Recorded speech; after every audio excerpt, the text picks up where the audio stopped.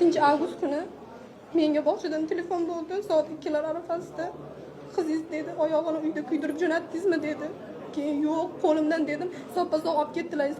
Borib qarasam qizimni mana bu oyog'i eti mana oyoqqa yopishib ketgan. Mana pufakchasini yorib, suvini chiqarib, uni bilmayman nima azobga keltirgan bilmayman-da uni. Borsam qizim chirillab yig'lab, umuman hech nimaga ko'nmadi. Keyin ular aytdi, oyoq kiyimi qisgan dedi. Sizni qizingizni oyog'i emas, tirnog'i kuyganda dunyoni buzardi. Bu farzand kim? İnsonning javohiri hisoblanadi. To'g'rimi yo'qmi? Javohiri. Javohirini ishonib bog'chaga topshiradi. Tarbiya beradi, qornini to'ydiradi, tarbiyali qiladi, ta'lim tarbiyani o'rgatadi deb beradi.